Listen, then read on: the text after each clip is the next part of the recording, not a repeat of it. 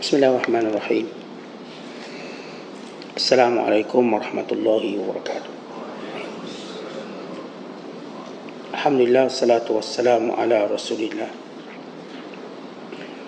wa ala alihi sahbihi wa man sara ala nahjihi astanna bisunnatihi wa ihtada bihadihi ila yaumiddin, amma ba'du.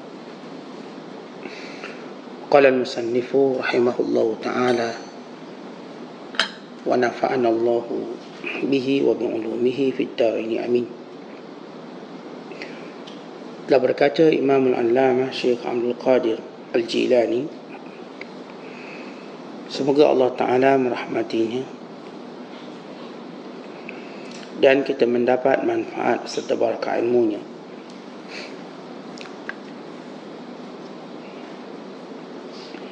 Ia hanya senya hati anak Adam itu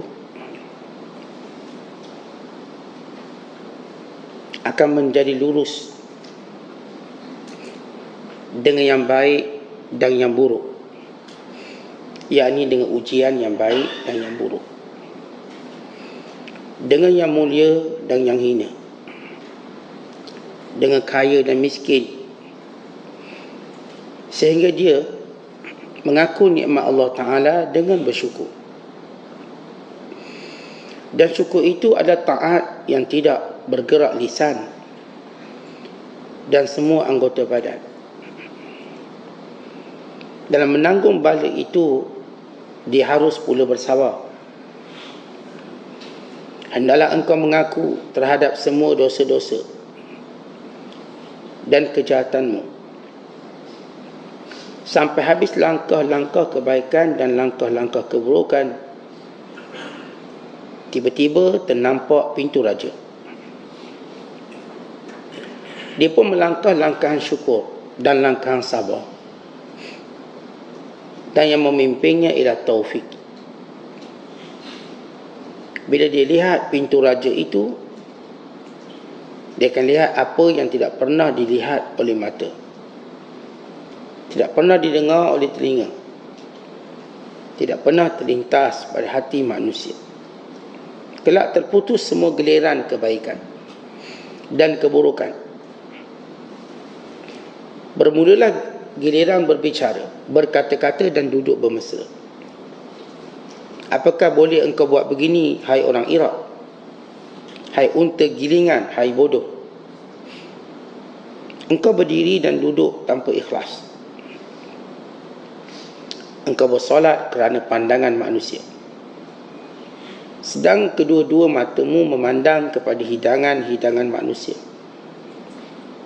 dan kepada apa yang ada dalam rumah mereka. Wahai orang yang menjauhkan diri dari manusia, wahai orang yang terkeluar dari barisan orang-orang siddiqin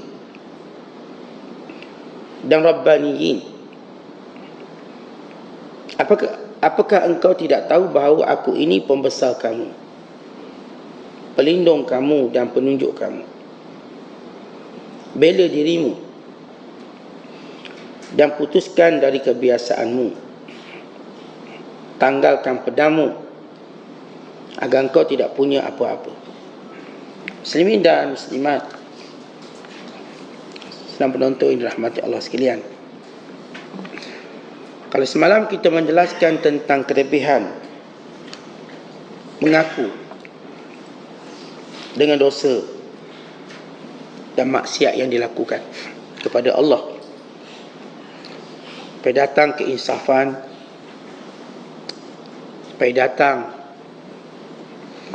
rasa sedar diri, dan supaya kita kembali berada dalam landasan taat. Sebagaimana juga kita jelaskan semalam, mengaku akan nikmat yang Allah beri pada kita, sekecilnya sehinggalah sebesar-besarnya. Pengakuan kita terhadap dosa kita dan pengakuan kita terhadap nikmat yang Allah berikan, inilah yang mendekatkan diri kita kepada Allah dan menjadikan Allah menambah hidayah yang sudah pun sedia ada.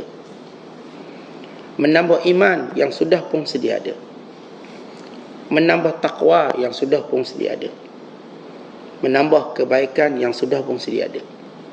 Artinya kita makin baik, makin bagus. Kemudian Syekh Abdul Qadir menyebut dalam perenggan yang kita bacakan pada pagi ini, dalam menguraikan ayat dalam suratul A'raf, wa balawnahum bil hasanati was sayyi'at,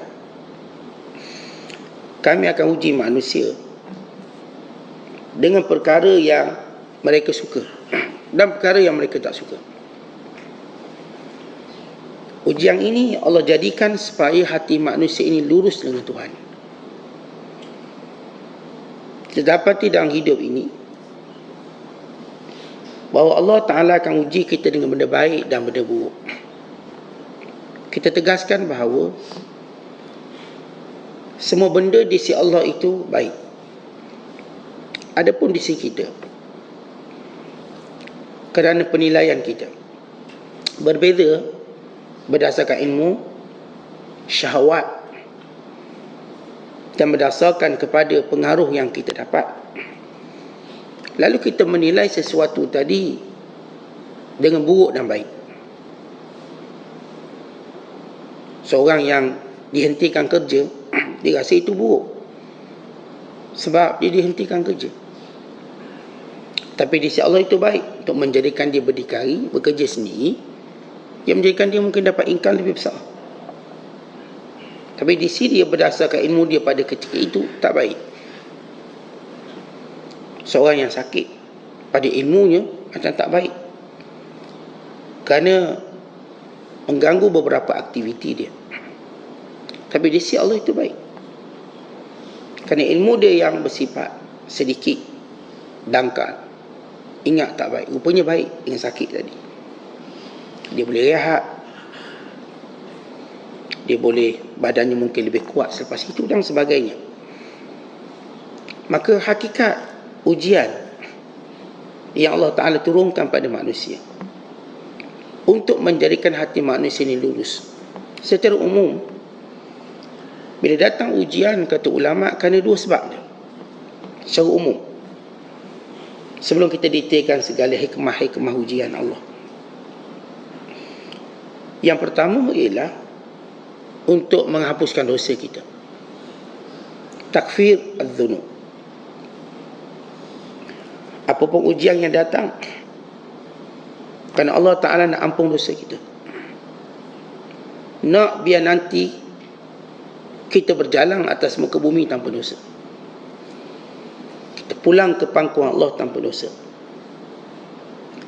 Ini disebut dalam hadis Nabi SAW, ma yusibul muslim min nasabin wala wasabin wala hammin wala hazanin wala adhan wala ghammin hatta syauqatu yushakuha illa kaffarallahu biha min khatayahu. Kata Nabi SAW, tidak ada pun sesuatu yang menimpa orang Islam dari kepenatan, dari penyakit, dari rasa duka cita, dari kesukaran, dari penganiayaan, dari kebimbangan, sehingga duri yang mencocok kakinya, melainkan Allah jadikan sebab itu penghapus dosa dia. Baik, ini sebab pertama kenapa datang ujian tersebut. Allah Ta'ala nak hapuskan dosa kita. Allah Ta'ala nak muliakan kita dengan pengampunan. Sehingga kata Nabi sallallahu alaihi wasallam, fama yabrahul bala bil abdi hatta yatrukahu yamshi 'alal ard ma 'alaihi khati'ah. Dan sentiasa Allah Ta'ala akan datangkan ujian itu pada diri dia, pada harta dia, pada anak dia, pada orang yang disayanginya, sehingga Allah biarkan dia berjalan atas muka bumi tanpa membawa dosa.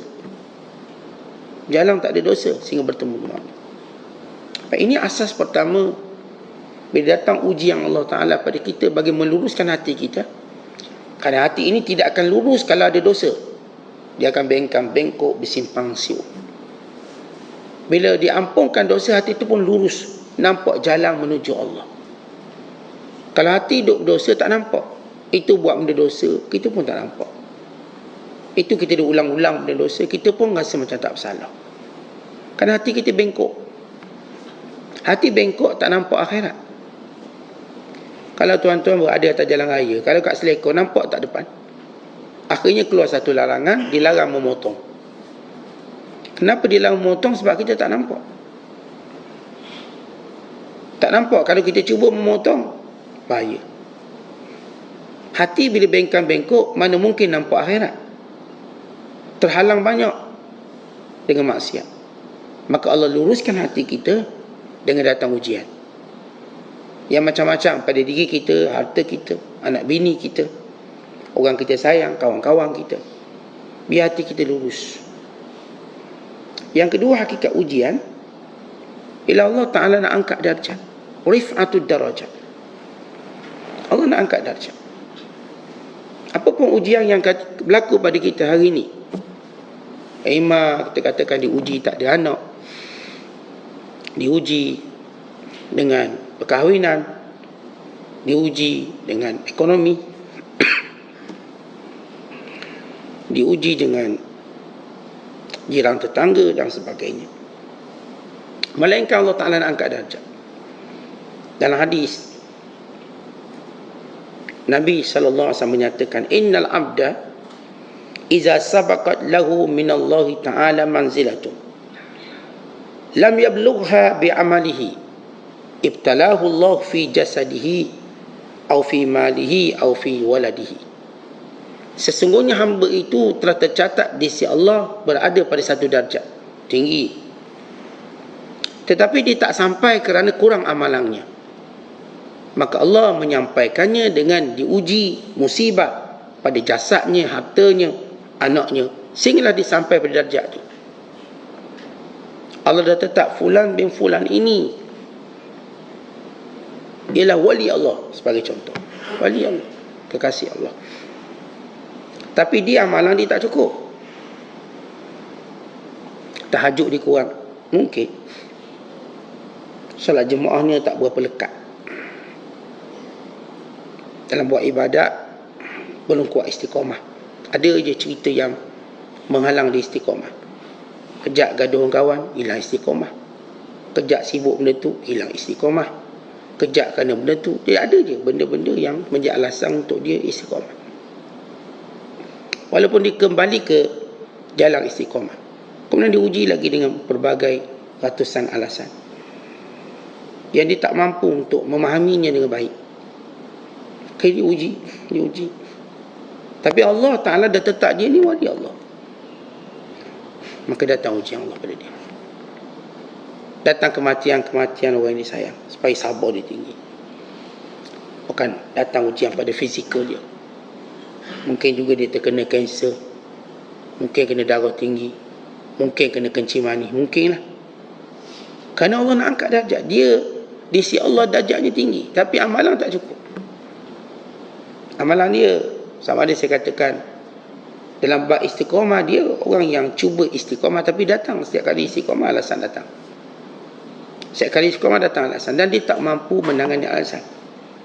Kerana kekuatan sebenar itu pada orang yang mampu mengatasi alasan. Tentang mengatasi alasan bukan benda kecil, bukan benda yang mudah. Dia umpama kita daki gunung, berat. Kerana alasan akan terus datang, sebagaimana datangnya ombak, sebagaimana datangnya angin ribut, sebagaimana datangnya cuaca yang tidak menentu. Ada je alasan kita. Sehingga kita gagal istiqamah solat berjemaah, ada alasan. Ketika Nabi SAW tunjuk contoh di sebalik Rasulullah dijamin syurga, agar Nabi jaga solat jemaah baginda. Sungguh jaga. Dan demikian sahabat, sungguh mereka menjaga setiap ketaatan mereka kepada Allah. Tapi kita, ada waktu saya katakan memang kita dah istiqamah beberapa tahun yang terakhir, tiba-tiba ada alasan baru pula yang menjadikan tergelincir seketika. Yang untuk naik balik tu akan masa. Tapi dia di sisi Allah ini mulia. Maka Allah datangkan dia dengan penyakit. Allah datangkan dia dengan musibah. Sebab orang kita ni tuan-tuan akan sampai ke darjat yang Allah tentukan dengan dua perkara sesudah rahmat Allah. Yang pertama, amalan. Amal. Sebab itu disebut oleh para ulama, siapa mahu kurang diuji pada benda yang dia tak suka, maka perbanyakkan taat dia. Kalau kita tak sukalah diuji dengan benda yang kita tak suka, perbanyakkan taat. Banyak taat. Banyak mana? Banyaklah. Kita pun tak nak kira berapa. Dia bukan cerita 1,000, bukan cerita 2,000. Dia cerita ialah kesungguhan. Orang yang bersungguh dalam taat, maka Allah pelihara dia banyak dalam musibah. Sebab dia akan sampai dengan taat dia. Yang kedua, kita akan sampai pada darjat tadi dengan ujian. Dan ini yang kita bacakan hadis yang disebut oleh Nabi sallallahu alaihi wasallam, bahawa datang ujian Allah untuk mengangkat darjat. Kerana hamba itu di sisi Allah ada manzilah, ada kedudukan. Dan kerana dia tak sampai dengan amalannya, maka Allah datangkan ujian sehingga dia tetap sampai. Akhir dia pun sampai. Kan itu kata Syekh Abdul Qadir, bila kita katakan setiap ujian ini untuk meluruskan hati, hati pun dia lurus, nampak jalan akhirat. Baik, bagaimana kita nak tahu bahawa ujian yang datang ini penghapus dosa kita, atau ujian yang datang ini pengangkat darjat kita? Bagaimana kita tahu? Kata ulama, kalau kita dah buat taat, maka datang lagi ujian. Saya ustaz meniaga ni jujur, tak menipu. Saya meniaga, saya jaga solat. Pekerja saya pun saya suruh jaga solat, tutup aurat. Saya jauhi riba. Bangunan ni pun saya beli cara Islam. Sekian-sekian kita dah tunjuk bahawa komitmen kita dalam menjalankan perintah Allah dan perniagaan, tapi diuji lagi. Maka itu tanda Allah nak angkat darjat. Siapa yang diuji sesudah taat, itu tanda Allah nak angkat darjat. Dan siapa yang nak tahu bahawa ujian ini kerana dosa, lepas dia buat maksiat maka kena ujian, maka itu tanda Allah nak hapus dosa dia. Tadi baru menipu orang RM100, kena kita pula kena tipu RM200. Tadi baru kita duduk bakar-bakar orang sikit, kutuk-kutuk orang sikit, kita pula terbakar, orang pula bakar kita. Dengan cepat datang. Tadi baru kita ketuk kepala orang sikit, akhirnya kita pula kena ketuk kepala. Setiap kali kita buat kesilapan, maka Allah menyegerakan balasan. Maka itu tanda Allah nak hapuskan dosa kita cepat. Dalam hadis Nabi kata, "Idza aradallahu bi'abdihi al-khaira ajjalahu al-uqubata fid dunya." Allah bila nak kebaikan seorang itu, maka Allah segerakan hukumannya di dunia. Mana kata kalau sekiranya ada je dia buat silap kena. Tadi di bisnes dia pun menipu lah sikit, tak untung banyak. Balik rumah anak sakit kena hantar klinik, habis duit tu. Tadi diklaim insurans, dia otak lah sikit, bohong sikit. Klaim insurans bohong lah sikit. Yang tak rosak diklaim rosak, supaya kereta dia pun nampak lawa. Balik rumah terbakar pula. Maka Allah tegur terus dia untuk hapuskan dosa. Kita tahu ketika mana kita buat maksiat lalu terkena, dan bila mana kena tadi kita teringat maksiat itu tanda Allah hapuskan dosa. Oh, mungkin tadi silap saya. Kita duduk tengok perempuan ni, awal pula perempuan.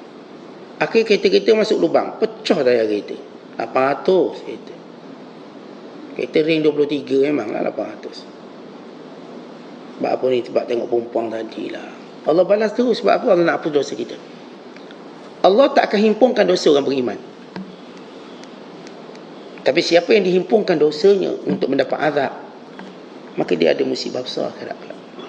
Dalam hadis Nabi kata apa? Wa idza arada Allahu bi 'abdihi syarra amsaka anhu bi dhanbihi hatta yuwafiya bihi yaumal qiyamah. Bila Allah Ta'ala tidak inginkan kebaikan pada hambanya, setiap kali dia buat dosa, Allah tahan hukumannya sehingga disempurnakan segala dosanya tadi untuk dibalas hari kiamat kelak. Ni tengok tak semayang apa, rezeki okey. Tengok dia duk main perempuan itu, tak sakit dia, okey. Tengok dia judi sekian-sekian, tak bankrupt dia. Kerana Allah menghimpunkan dosa dia untuk menunggu hari azab yang dia tidak akan terlepas daripadanya. Ini disebut dalam hadis, innallaha yumli 'ala adh-dhalim wa idza akhadhahu lam yuflitu. Allah menangguhkan azab kepada orang jahat, tapi sampai masanya Allah tak akan lepaskan dia. Tapi orang beriman Allah akan lepaskan. Dengan cara bila kita perhati dalam hidup. Bila kita buat salah sikit, kena. Adik kita duk lawang suami kita, mam duk melawat. Allah pun tunjuk terus anak kita pula lawang kita, tak dengar cakap kita. Kita pun teringat ni sebab saya tak dengar cakap suami saya, maka anak saya pun tak dengar cakap saya. Maka dia pun baiki dengan cepat. Kerana Allah Ta'ala bila sayang seorang hamba, bila datang satu benda yang dia tak suka, dia cepat ingat dosa dia. Maka disebab ni lah, tadi adalah anak ataupun mak dia minta duit, mak minta duit 200 ni, mak nak buat tu buat ni, tak ada duit lah mak, kata kita. Ada duit kedekut, dia ada hari kita kedekut ni, hari kedekut. Okey lah, mak kata tak apalah, tak ada duit, sudahlah. Kita pun naik kereta, bang melanggar tiang, 400 kena beki. Kita pun teringat, tadi mak aku minta 200, aku tak kasih, Allah hukum aku 400. Tu lain kali kalau mak minta, tak main 200, mak ambil 2000 kita bagi, maka Allah hadirkan dia lebih banyak. Itu bila Allah sayang dia. Setiap kali kesalahan dia cepat ingat sebab apa? Tadi ada orang minta sedekah, aku tak kasih. Dia teringat, sebab itu aku pun tak dapat. Dengan mudah, kaedah mudah, kita pemudahkan orang, Allah pemudahkan kita. Kita menyusahkan orang, Allah menyusahkan kita. Kita beri alasan pada orang, maka Allah akan jadikan alasan untuk kita. Sehingga kita orang beriman ni, Allah tunjuk dan nampak silap aku tadi. Ni makanan, orang kata ni makanan lebih ni, berilah ke jiran ni, banyak. Tak apa, kita nak makan ni, kita nak simpan peti, nak makan lusa. Tuan nak simpan, bulan depan baru teringat Allah ada makanan. Dia punya kedekut simpan. Tak apalah, dah dia kata nak makan, dia pun makan. Sakit perut seminggu pula masuk wak. Oh, teringat inilah sebab aku kedekut, kira nafsu. Jadi kadang-kadang kita tengok makanan ni, nak makan seorang tak cukup ni. Orang minta, tak boleh. Kedekut. Kita pun makan. Kerana Allah sayangkan kita. Makan punya makan, rasa nak muntah keluar belaka makanan tu. Lalu kita pun teringat, inilah orang tamak, akhir keluar balik. Begitu orang beriman sentiasa mendapat signal. Ini disebut ilham. Tentang ilham yang terbesar, anti ilham terbesar, kita sedar hukuman Allah itu kerana dosa kita.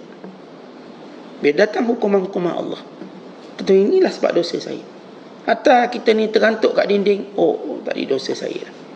Hatta tadi sampai kita terpijak paku, terpijak sebab apa? Kerana dosa. Hatta tadi kerana kita terseliuh itu dan kerana dosa. Kita dengan cepat signal datang beritahu, ini dosa kamu ni, ini salah kamu.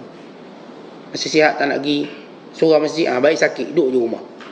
Okay, kita pun berdoa balik, ya Allah, kalau engkau beri aku sihat, aku datang balik. Okay, kita belajar sesuatu daripada ujian Allah. Ini dulu kamu ada banyak duit, tak nak bersedekah, Allah uji kamu dengan bisnes tu. Aku tinggal balik, Allah, kalau aku dilapangkan rezeki, akan aku sedekah. Dibaiki balik. Maka orang beriman cepat memperbaiki kesalahan. Jadi ini cara kita nak kenal. Macam mana kita nak kenal suatu ujian itu kerana Allah nak angkat darjat. Ia berlaku sesudah kita taat.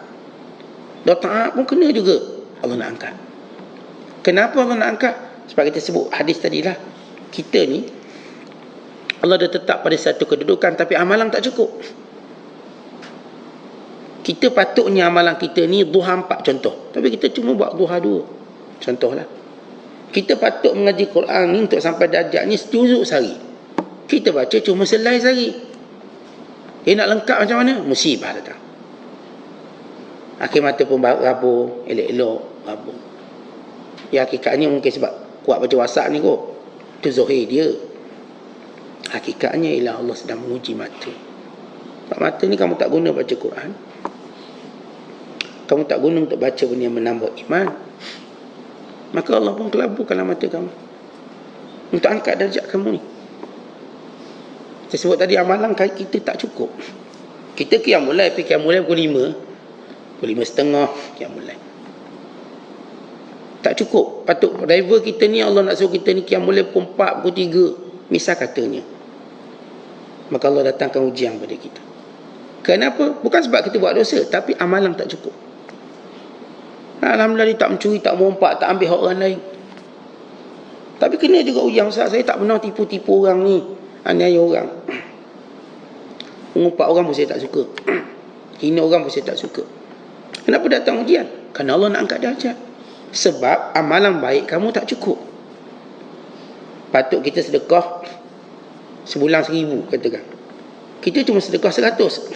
Lagi 900. Maka ujian.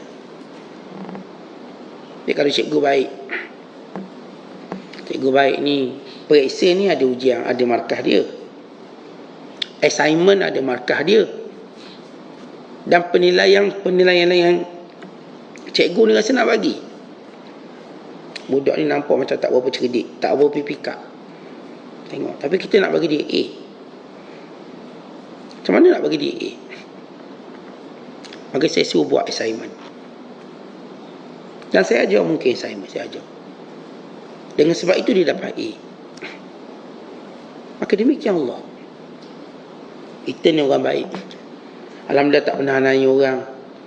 Tak pernah lah kutuk-kutuk orang, mulut kita sentiasa jaga. Tapi kena juga ujian. Kena juga fitnah. Orang pula fitnah kita, kita tak fitnah orang. Orang pula sibuk rumah tangga kita, kita tak pernah sibuk rumah tangga orang.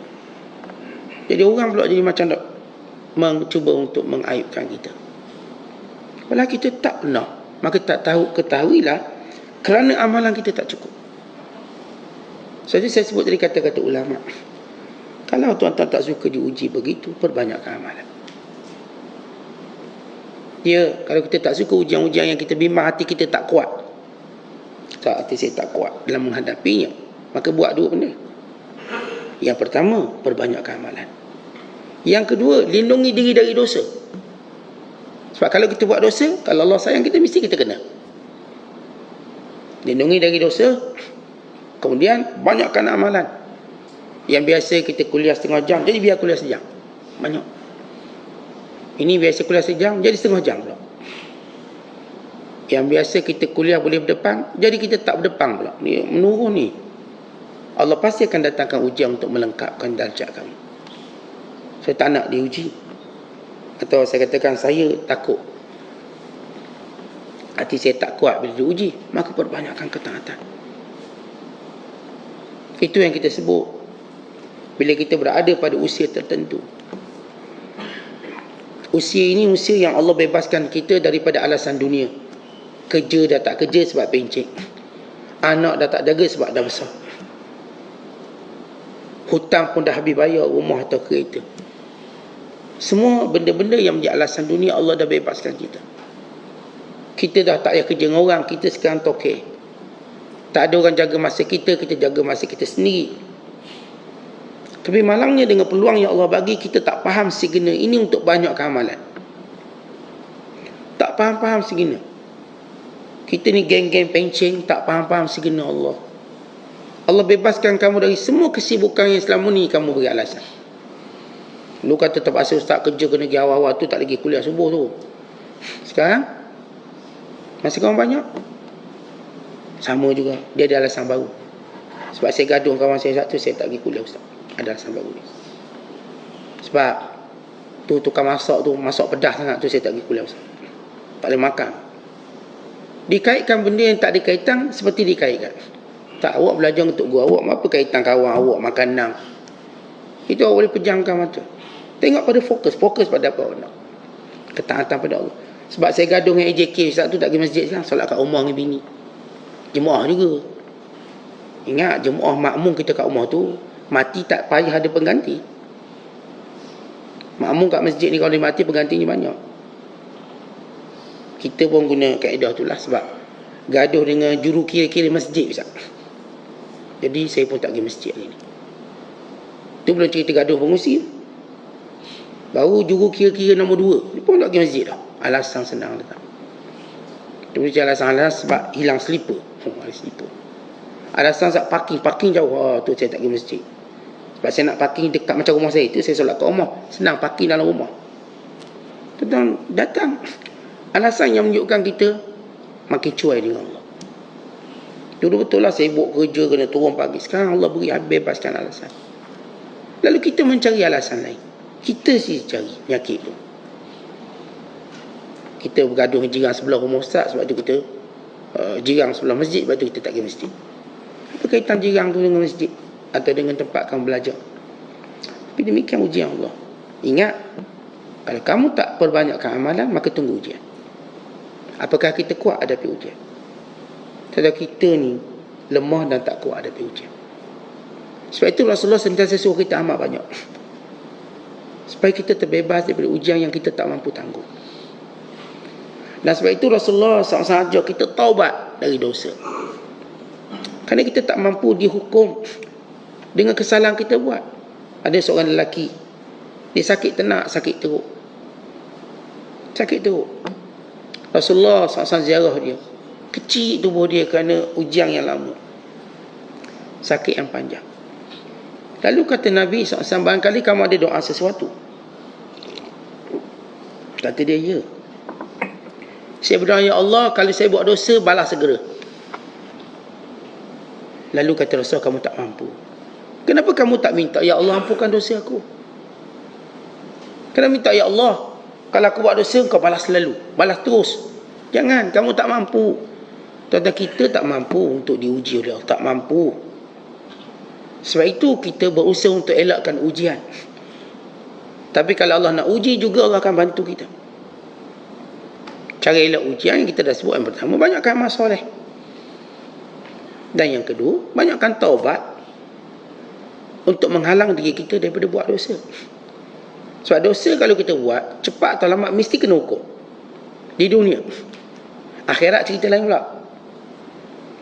Di dunia kena. Kita duk gaduh dengan orang, nanti orang gaduh kita. Dia akan kena macam tu. Kita tipu orang, nanti orang tipu kita. Kita duk peli orang, nanti orang peli kita. Dia benda tu akan berlaku sebagai satu sunnatullah pada ujian. Cuma saya katakan, apakah kita kuat menghadapi ujian Allah? Kalau tak kuat, ini solusi dia. Saya tak bimbang kalau ujian-ujian ni kena, saya tak mampu. Kita banyakkan ketaatan.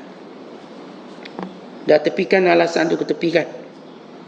Umur-umur saya kata pencing tua ni, saya nak banyakkan pergi kuliah. Saya nak banyakkan i'tikaf, baca Quran. Saya nak banyakkan taat. Saya tak nak peduli benda-benda kecil tepi-tepi ni. Fokus saya pada Allah. Dan kita nak protect diri kita daripada buat dosa dan maksiat. Baik, ini asas ujian. Sebab itu kata Syekh Abdul Qadir, hati anak Adam menjadi lurus dengan ujian yang baik dan buruk, yang disuka, yang tak suka, dengan mulia dan hina. Kadang-kadang dia dipuji, kadang-kadang dia dihina. Itu untuk meluruskan hati manusia. Dan kadang-kadang datang nikmat yang sikit, kadang-kadang banyak, untuk menjadikan dia bersyukur. Dan syukur itu, kata Syekh Abdul Qadir, adalah taat yang tidak bergerak lisan dan semua anggota badan. Maksudnya ialah, tuan-tuan, bila kita syukur pada Allah, menjadikan anggota badan kita tidak bersoal jawab. Kenapa kita buat benda tu, kenapa buat benda ni? Buat je. Ketaatan pada Allah. Tuan-tuan, kalau ada seorang hamba Allah, dia bagi duit kita banyak-banyak, bagi duit, bagi makan, lalu dia suruh kita buat sesuatu, kita tanya ke kenapa? Tanya tak tanya? Dia kata, "Mang, sini jap, boleh tak tolong ambil tu?" Terus ambil. Kenapa? Dia ingat yang suruh ni beri macam-macam kat dia. Tu ambil. Boleh tak esok awak balik? Boleh. Tetapi bila kita syukur pada Allah, maka seluruh anggota badan kita buat taat tanpa tanya kenapa. Bila kenangkan nikmat Allah yang banyak, maka kita tak mampu untuk berkata kenapa, melainkan kita buat. Kalau saya contohkan tadi, ada orang buat baik kita banyak-banyak, lalu disuruh kita, kita tak akan kata kenapa. kita pun tak akan tangguhkan. Kita offer pula, biar saya buat. Biar saya buat benda ni. Tak apa, esok saya tolong, esok saya ni. Kenapa? Kena melihat orang ni baik pada kita. Bila kita melihat Allah baik pada kita dengan nikmat, maka tanda kita menterjemahkan syukur. Kita tak tanya kenapa. Allah kata bangun malam, maka bangun. Allah Ta'ala kata buat baik, maka kita buat baik. Allah kata sedekah, keluarkan hartamu, kita keluarkan. Tanpa kita bertanya, tanpa ragu-ragu, tanpa takut apa pun. Kerana yang memerintahkan ini ialah Allah yang Maha Kaya, yang tidak kurang sedikit pun apa pun di sisinya. Sebab itu para sahabat Syiah mereka sedekahkan pada jalan Allah, dan jangan takut kekurangan yang ada di sisi Allah.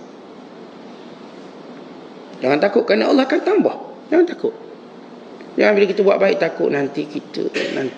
Tak ada. Tiada kekurangan di sisi Allah untuk kamu. Allah sentiasa berikan. Kemudian kata Syekh Abdul Qadir, bila seorang itu memahami ujian, wa imma disuka atau tak suka, dengan dia sabar dan bersyukur, maka dia akan nampak pintu raja. Apa maksud Syekh Abdul Qadir simbolik? Maksudnya dia akan nampak pintu Tuhan. Apa maksud nampak pintu Tuhan? Maksudnya dia nampak Tuhan. Dia nampak semua kemuliaan ini daripada Allah. Baik. Dia tak peduli lagi ujian. Even dia tak peduli lagi nikmat. Yang dipedulikan sekarang ialah Allah.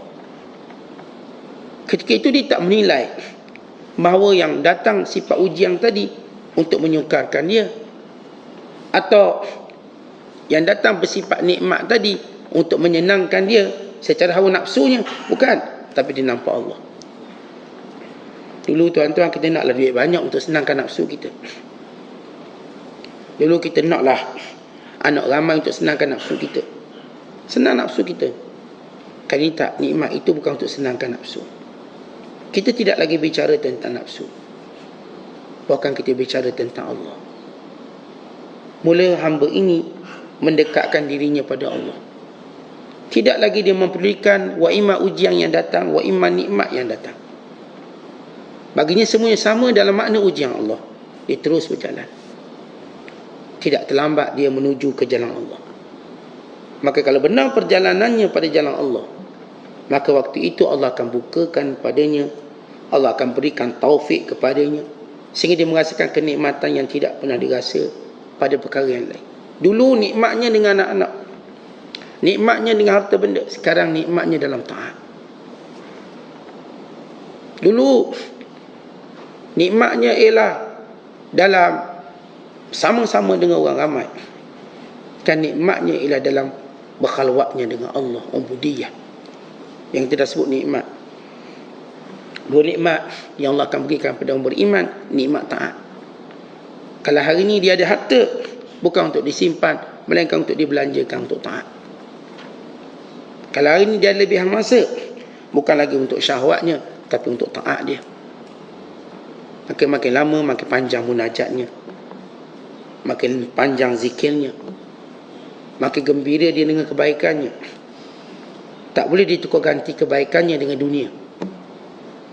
Hatta salat jemaahnya tidak boleh ditukar dengan dunia. Hatta bacaan Qurannya tidak boleh ditukar oleh dunia. Hatta menuntut ilmunya tak ditukar dengan dunia. Hatta segala kesibukan duniawinya tidak mungkin dapat ditukarkan dengan kesibukan ukhrawinya. Tak ada. Kalau dulu beri alasan sibuk duniawi untuk ukhrawi, hari ini saya sibuk dengan ukhrawi. Maka orang macam ni, dia sudah sampai pada jalan. Kemudian kata Syekh Abdul Qadir, boleh tak buat macam ni wahai orang Iraq? Kenapa Syekh Abdul Qadir sebut orang Iraq? Sebab dia mengajarkan Iraq. Dah kita mengajar kat Pasir Gudang, macam mana orang Pasir Gudang boleh tak?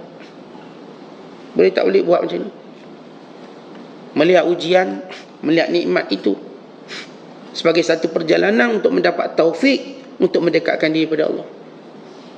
Atau kita masih lagi nak jadi orang yang bodoh, atau menjadi unta gilingan. Pemasuk unta gilingan, unta yang kerjanya untuk mengangkut air, giling macam tu, pusing macam kadang berpusing setempat, makan minum tidur, last kali jumpa malaikat maut. Yang kerjanya macam tu je. Tentang takkanlah hidup kita makan minum tidur. Lepas tu tunggu cucu datang, tunggu menantu datang. Itu je kita orang hidup kita bagaikan unta gilingan. Keseronokannya semua syahwat. Mana keseronokan pada ibadat dan taat? Mana dia? Takkan kita masih nak letak label kita seperti binatang? Makan, minum, tidur, main dah. Tunggu masa untuk disembelih. Dan kita, Allah nak gembirakan kita dengan taat. Kerana kemuncak orang beriman, dia akan mula gembira dengan taat lebih daripada makan minumnya. Digembira dengan taufik lebih pada nikmat-nikmat dunianya. Dapat taufik, ya Allah. Kita bila dilorongkan pada kebaikan, syukur pada Allah. Saya syukur pada Allah kerana Allah sentiasa ilham saya buat baik. Masa kita terisi, ni malam tak boleh tidur, diisi dengan baca Quran, qiyamul lail. Ada orang malam tak boleh tidur, tengoklah bola, tengoklah filem, biar boleh tidur. Tak boleh tidur juga, telanglah pergi tidur pula. Orang tak boleh tidur juga, bergolek. Dia tak tahu nak buat apa, tidak diilhamkan dia untuk buat apa. Tu pening, saat saya 2 hari tak boleh tidur. Dah awak tak boleh tidur, buat apa? Makan pergi tidur. Lepas tu orang kata makan nasi dagang malam pun boleh tidur, tak makan nasi dagang. Tak boleh tidur juga. Tengok bola, tak boleh tidur. Tak boleh tidur dia.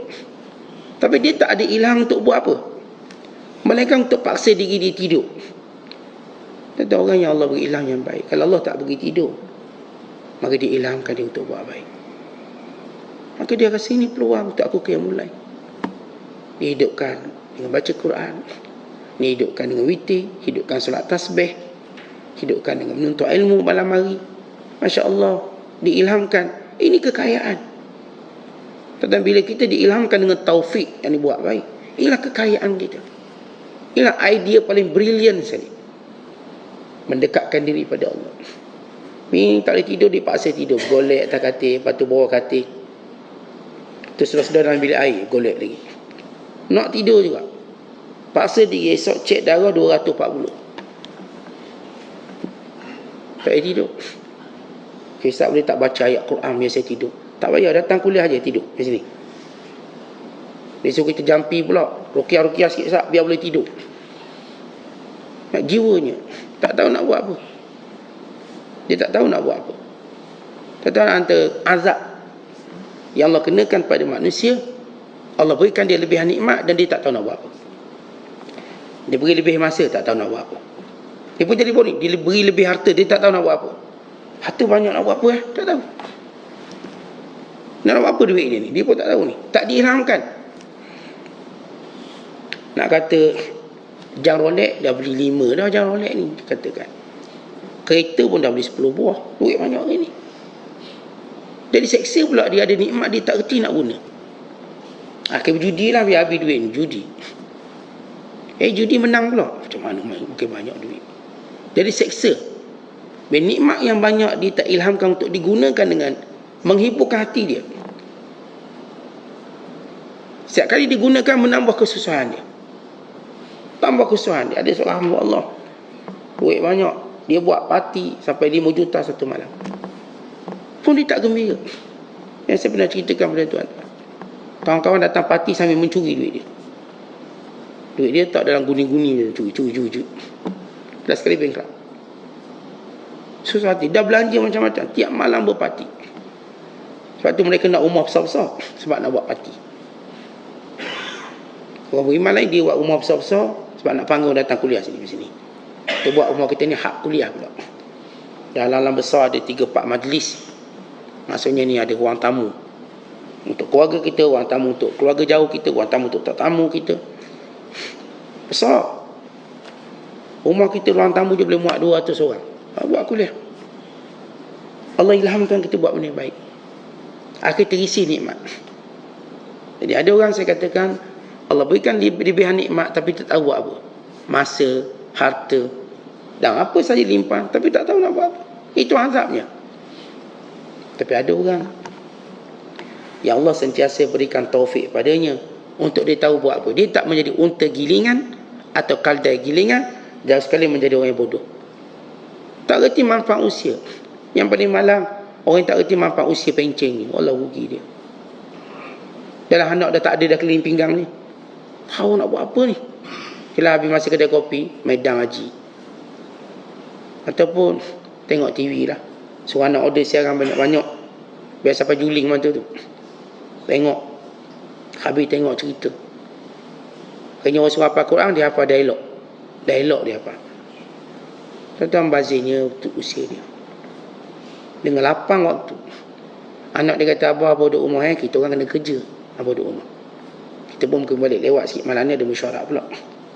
Ada reunion. Dia tunggu kat rumah 3-4 hari, tak tahu nak buat apa. Tuan-tuan, ini azab. Diberikan kita satu nikmat atau waktu, tapi kita tak tahu nak guna macam mana. Tuan-tuan, kita ni kalau guna masa kita untuk solat 5 waktu pun dah sibuk kita. Terisi waktu. Tuan-tuan tengok bila kita ke Masjid Madinah atau Masjid Haram, rasa tak sibuk? Sibuk sebab jaga 5 waktu. Allah nak ajar kita, demikian kamu isi waktu kamu, kamu tak akan bosan. Zuhur, Asar, Maghrib, Isyak berjemaah. Atau Maghrib, Isyak dengan kuliah, atau subuh dengan kuliah. Jadi sibuk kita. Teringat macam waktu kita masih pejabat dulu, macam sibuk. Tapi sibuk kali ini dalam taat pada Allah Ta'ala. Jadi jangan menjadi orang bodoh. Kemudian kata Syekh Abdul Qadir, engkau berdiri dan duduk, maksudnya, dan semua perilaku kamu, ikhlas ni mana? Berdiri tak ikhlas, duduk pun tak ikhlas. Dan kau ini solat untuk pandangan manusia. Dan kau ni suka melihat hidangan-hidangan manusia. Maksudnya kita cenderung melihat tawaran manusia pada kita.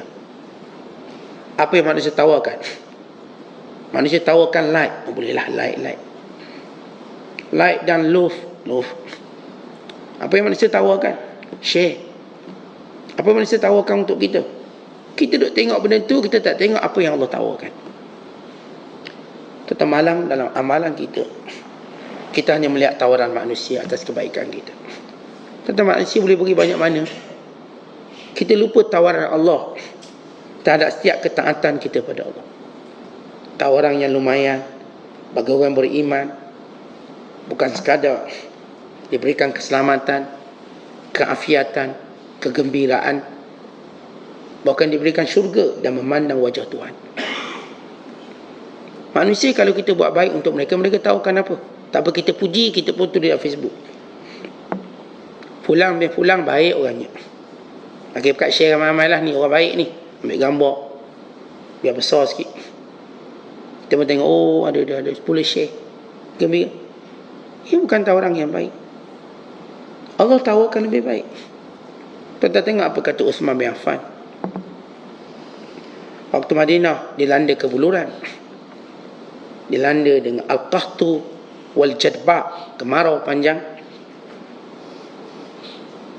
Akhirnya datang rombongan Uthman bin Affan, rombongan perdagangan yang berupa keju, makanan, tepung, datang daripada Syam. Puluhan kontainer, ratusan kontainer. Maka pada perai dan pada peniaga, sebab Uthman ni dia ni penjual borong, dia tak berniaga orang ni, dia berniaga dengan tokek-tokek. Tokek-tokek pun datang. Tuan, jualkan pada kami, kami beri keuntungan sekali ganda, margin sekali ganda. Kalau tuan beli 100, kita beli 200. Kata Osman, sikit tu, ada orang tawar lebih banyak. Tuan, bagi kami 3 kali ganda, kami bayar. Kami nak 3 kali ganda, saya bayar 2 kali ganda atau 3 kali ganda. Kata Osman, sikit, masih sikit. Lalu kata mereka, tuan, tidak ada lagi pemborong selain pada kami. Orang beli barang tuan, kami je, tokek-tokek je ni. Tak mungkin ada orang bagi tawaran seperti ini. Ni geng-geng peraih ni, dia pun tahu nilai pasaran. Dia kata ada yang menjanjikan aku lebih banyak, 10 kali ganda, bahkan lebih sehingga 700 kali ganda. Siapa? Allah. Kamu jadi saksi. Ini semua derma untuk seluruh penduduk Madinah. Kita lihat bagaimana dia melihat tawaran. Antara tawaran manusia dengan tawaran Allah. Kenapa kita nak dengan tawaran manusia yang tak seberapa? Janji lain, akhir buat lain. Apa saya akan begini, lepas tak buat pun. Sebelum dapat. Kita lihat janji Allah. Wa'adullah la yukhlifullahu wa'dah. Ini janji Allah. Allah tak akan mungkiri janji. Wa man asdaqu minallahi qila. Siapa yang lebih benar katanya daripada Allah? Tetapi kita taat, kita tak akan rugi apa pun. Itu Allah janji. Kita buat sesuatu kerana Allah, kita tak akan rugi apa-apa pun. Kita buat sesuatu walaupun manusia benci, Allah akan jadikan manusia sayang. Tapi ingat, kalau kita buat sesuatu untuk manusia suka tapi Allah benci, Allah akan jadikan manusia yang kita cari untuk sayang kita juga akan benci kita. Sifat yang mudah dalam kehidupan yang kita terbatas ini. Kalau kita tidak mau ikhlas pada Allah, apa yang manusia nak tawarkan pada kita? Tawaran palsu yang sementara. Apakah kita lebih bersungguh melihat tawaran Allah? Allah tawarkan bagi mereka yang bangun pagi, bagi mereka dengan yang bangun qiyamul lail dengan kemuliaan. Wa'lam anna qiyamal lail syaraful mu'min. Ketahuilah, kemuliaan orang beriman itu dengan bangun malam. Tak, dia cari kemuliaan dengan dapat gelaran Datuk Seri. Jangan. Cari kemuliaan dengan bangun malam. Nescaya kamu akan mulia. Ramai ada orang cari mulia dengan macam-macam cara ni, dengan macam-macam kaedah. Biar dia mulia. Tak mulia. Nak mulia, tuan-tuan, mulia itu ada di sisi Allah. Nak cari gagah, gagah itu di sisi Allah. Nak cari kekayaan, di sisi Allah. Walillahi khazainus samawati wal ard walakinnal munafiqina la yafqahun. Di sisi Allah itulah kekayaan sebenar di dunia, di langit dan di bumi. Tapi orang munafik ni memang jadi tak faham-faham. Oh, kekayaan ada dengan dia, tak. Kekayaan di sisi Allah. Orang yang kita kata ada dengan dia, akhir bankrupt, muflis, rebah, jatuh, mati. Mereka macam kita. Itu kita dengar ada orang naik dalam satu malam dan jatuh dalam satu malam. Satu malam dia bertahan kekayaan. Kita dengar ada seorang hamba Allah, dia rugi dalam satu hari 200 bilion. Sama duit Malaysia 800 bilion. Contoh kalau dia 3 hari je rugi, habis dia. Licin duit dia. Lihat bagaimana Allah memutar-mutarkan roda kehidupan, supaya kita tahu tawaran Allah tu lebih hebat. Tawaran manusia, dia tidak mampu menjamin untuk anak-anaknya, jangan kata orang lain. Orang kaya tak boleh jamin anak dia akan kaya macam dia. Orang mana orang kaya anaknya fakir. Orang alim tak boleh jamin anaknya alim macam dia. Akhirnya anak dia tak pandai. Bapak yang alim, anak tak. Lihat bagaimana Allah tukarkan, supaya kita tahu khazanah itu semua di sisi Allah. Supaya kita melihat tawaran Allah berbanding tawaran manusia. Inilah ikhlas. Ikhlas menjadikan kita berbicara apa yang Allah nak beri pada kita. Tidak ikhlas menjadikan kita bicara apa yang manusia pandang pada kita. Maka pilihlah nak jadi orang yang cerdik ataupun menjadikan orang yang bodoh. Kemudian saya sebut satu poin yang penting, yang huraiannya pada waktu mendatang, tapi secara umum beliau kata apa? Wahai orang yang jauhkan diri daripada manusia, jauhkan daripada orang-orang baik, dan orang yang keluar daripada barisan siddiqin dan rabbani. Nama kamu sudah gugur, dah tak ada dalam golongan rabbani dan golongan siddiqin. Apakah kamu tahu siapa aku? Kata Syekh Bukhari. Kamu tahu siapa aku? Aku pelindung kamu dan penunjuk kamu. Ini aku yang akan pimpin kamu pada jalan Allah. Tuan-tuan, kadang-kadang kesilapan kita tak kenal siapa orang. Kita tak kenal ulama' tu siapa. Tak kenal. Kita cuma kenal diri kita untuk nafsu kita syahwat. Di kalangan manusia ini, Allah jadikan mereka berada pada tempat-tempat, pada tugas-tugas yang Allah amanahkan pada mereka. Tentang orang yang tak kenal Rasul pada zaman hidup Rasul, habis dia, celaka. Bayangkan zaman Nabi Muhammad SAW hidup. Dan orang tak kenal Nabi Muhammad itu Rasul, apa jadi hidup dia? Habislah dia. Dan Rasulullah telah wafat. Maka zaman kita ke sekarang, orang yang tak kenal ulama yang akan membimbing dia, maka habis hidup dia. Kamu tak kenal ulama, kamu lari daripada mereka, kamu jauhkan diri daripada mereka, maka siapa nak bimbing kamu? Siapa nak tunjuk kamu? Siapa nak nasihat kamu? Siapa? Pada waktu kita agak keras hati untuk menerima nasihat. Tanda kita ngomong macam ni, ngomong macam saya, macam tuan-tuan, keras hati kita nak terima nasihat. Bukan senang-senang lah. Tapi kalau kita tak terima nasihat, bagaimana kita boleh jadi baik? Kerana yang jadi baik itu orang yang sentiasa menerima nasihat. Tapi dah tua-tua macam ni, kita hanya mewarisi kebodohan.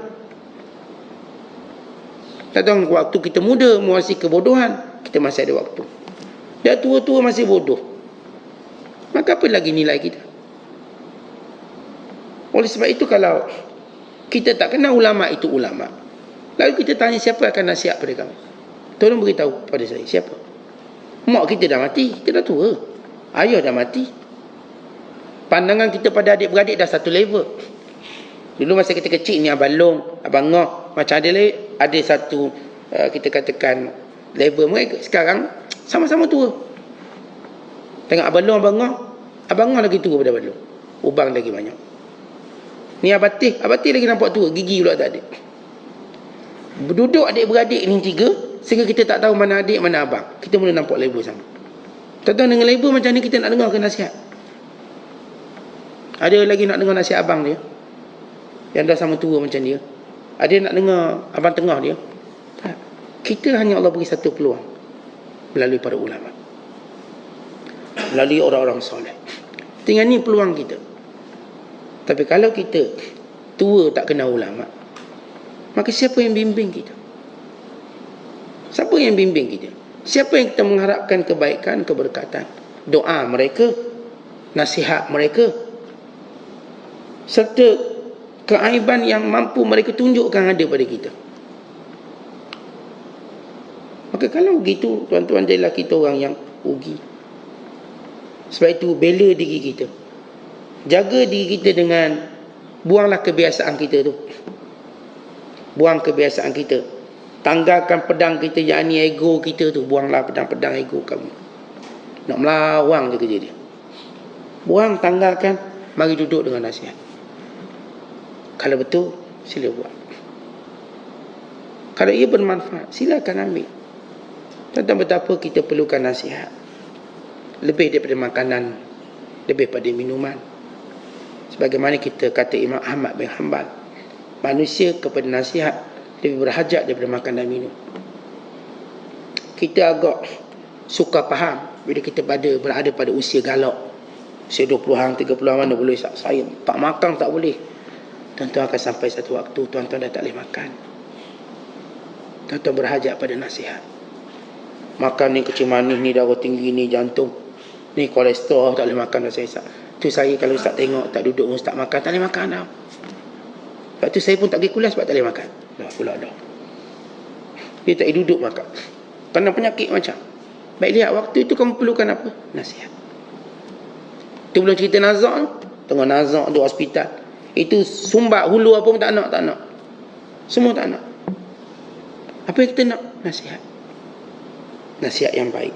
Panduan yang baik. Tahu-tahu orang sakit. Apa yang diperlukan ketika sakit? Makanan? Tidak. Nasihat. Doktor pun cakap, awak ni, awak ni kena jaga tu, jaga ni, kita berdengar. Tip-tip doktor sebut. 2-3 hari ni jangan makan tau. Duduk puasa je. Kalau boleh pun jangan bernafas 2-3 hari ni. Maksudnya bernafas pakai oksigen, jangan bernafas lontok. Maksudnya kotor udara ni. Pakai topeng, kita dengar. Bukankah itu lebih kita berhajat daripada makanan ketika hidup? Sekarang datang seorang haji, banyakkan zikir, banyakkan istighfar, banyakkan taubat. Kita tak tahu bila malaikat maut datang. Kerana tanda amarang dah ada. Semua tanda dah ada. Saya tengok hidung haji pun macam dah jatuh sikit. Ni kaki nampak. Atau kita perlukan nasihat tu hari tu. Kita tak perlukan makan minum. Maka kita pun bertaubat, kita pun buat baik. Alhamdulillah, husnul khatimah. Akhirnya baru kita faham, kita berhajat kepada ilmu lebih pada makan dan minum kita. Wallahu bissawab. Assalamualaikum warahmatullahi wabarakatuh.